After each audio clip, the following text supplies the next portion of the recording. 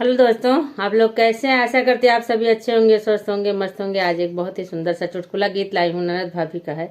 ननद जी भाभी जी ननद को साज रही हैं कि आपकी विदाई है और मेहंदी लगा लो, गोदना गुदवा लो, तैयारी कर लो, चूड़ियाँ पहन लो। तो देखिए किस तरह से सजा रही हैं। आप लोग सुनते हैं, आप लोग आनंद लीजिए। हरे आवा गोदाइला गोदनवा हो, सुना ननदो हमार। आवा गोदाइला गोदनवा हो, सुना ननदो हमार। ननदो हमार, सुना ननदो हमार। आवा गोदाइला गोदनवा हो, सुना ननदो हमार। कहे बहकावालू मनवा हो, सुनो ननदो हमार। कहे बहकावालू मनवा हो, सुना ननदो हमार। पाना मुरैला तू आई के गोदाइला, पाना मुरैला तू आई के गोदाइला। पियाजी के नमवा दिलवा में पियाजी के नमवा लिखाइला। दिलवा में पियाजी के नमवा लिखाइला।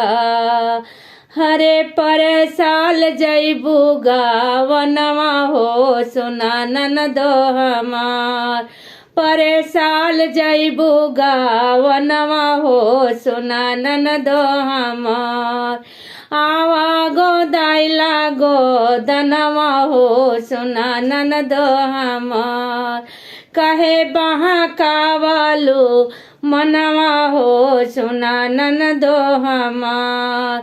कहे बहकावालू मनवा हो, सुना ननदो हमार।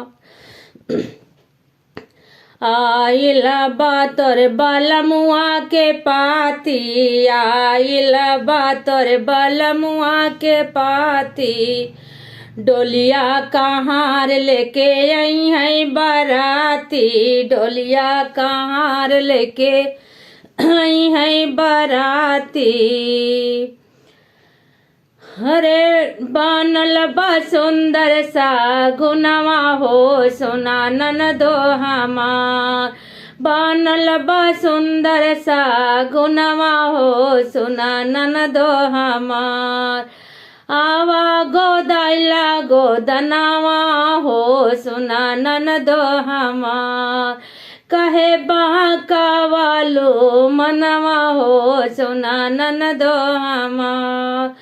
पूछी है साजनवा तो का तू बतैबो, पूछी है साजनवा तो का तू बतैबो। मरी है मेहनवा तो बड़ा पछितैबो, मरी है मेहनवा तो बड़ा पछितैबो।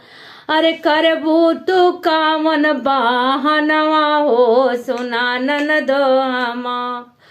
करबू तू कामन बहनवा हो, सुना ननदो हमार। आवा गोदाइला गोदनवा हो, सुना ननदो हमार। कहे बहकावालू मनवा हो, सुना ननदो हमार। देखिए तो आप लोग को कैसे लगा, कमेंट बॉक्स में जरूर बताइएगा।